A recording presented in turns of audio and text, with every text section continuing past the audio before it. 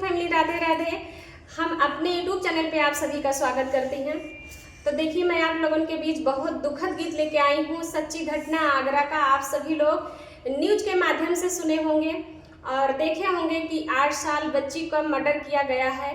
मकान मालिक के घर में किराएदार रहता है और 8 साल बच्ची का मतलब मर्डर कर दिया, मार दिया। पापी ने मार कर और पूरे परिवार के साथ लाश को खोजने का प्रयास कर रहा था। पर उसे प्रशासन को मैं शुक्रिया अदा करना चाहती हूँ कि पुलिस प्रशासन का बहुत बहुत शुक्रिया, क्योंकि प्रशासन इतना अच्छा है, इतना मतलब सब उस पापी को हेर खोज करके मार दिया। चलो मैं आप सभी को गीत के माध्यम से सुनाती हूँ कि उसकी माता पिता के ऊपर क्या बीत रही है और मैया कैसे गुहार करती है। दुखवा से भीगता शरीरिया हो, दुखवा में रोवाता मयरिया हो। हे भैया बिटिया नया आई, दुखवा में रोवाता मयरिया हो। हे भैया बिटिया नया आई, बिटिया नया आई, भैया लाली नहीं आई, बिटिया नया आई, भैया लाली नहीं आई। आंसुआ से भीगता चुनसुइया हो, आंसुआ से भीगता चरवा हो। हे भैया बिटिया नया आई, आंसुआ से भीगता शरीरिया हो। हे भैया बिटिया नया आई, दुखमा में रोवाता मयरिया हो। हे भैया बिटिया नया आई। तो देखिए, बिटिया कितना भी कोई प्रशासन कर ले, पुलिस कर ले, तो लेकिन बेटी जब मर जाती है कोई वापस नहीं आता है। चला गया तो चला गया।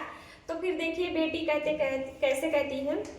जे करे ही घर में खाई वही के मुबाई, जे करे ही घर में खाई वही के मुबाई।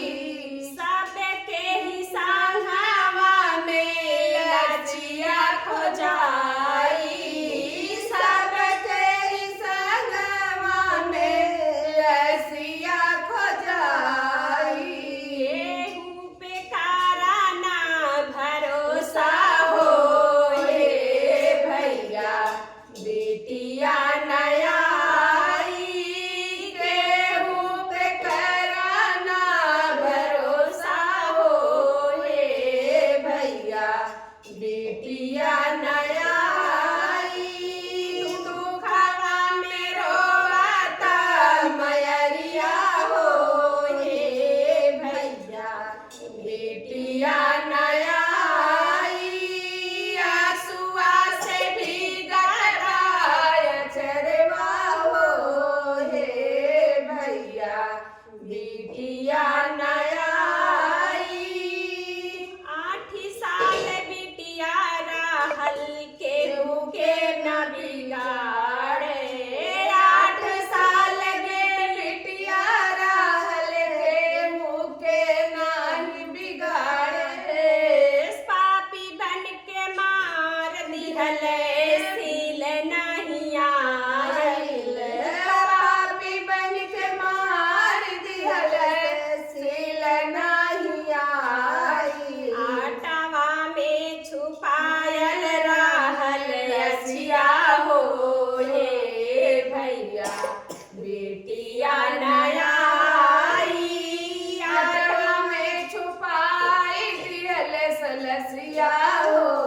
हे भैया बिटिया नया आई, रोई रोई भीगता चरवा हो।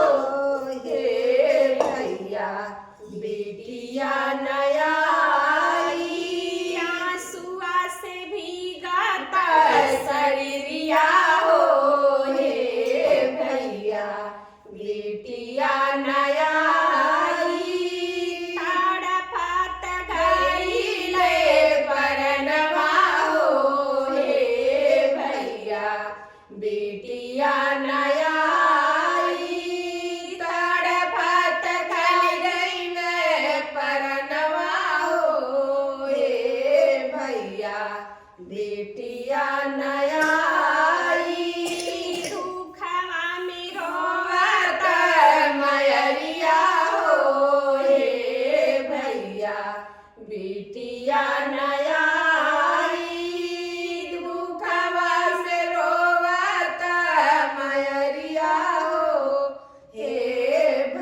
भैया बेटिया नया रोई रोई गीत लिखल बाटी रीना देवी रोई रोई गीत लिखल बाटी नीलम दीदी रोई रोई गीत लिखल बाटी साधना देवी गीतिया ही गावत के गिरत बाटे आंसुआ गीतिया गावत के गिरत बाटे आंसुआ ताड़ फात गाइले परनवा होए तड़पत चली गई ने परनवा हो हे भैया बेटिया नया तड़पत चली गई ने परनवा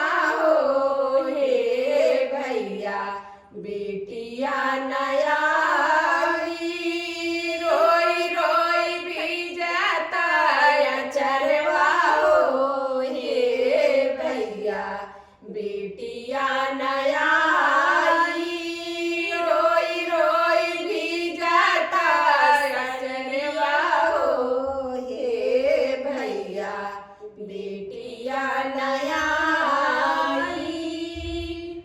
ऐसे इधर फोटो ऐसे करके खिंचाला इस थंबनेल है वाली सिंदरी सब जने फोटो खिंचला ठीक दुख में ऐसे करके वो फिर लगाए हम्म ये वाली बंद कर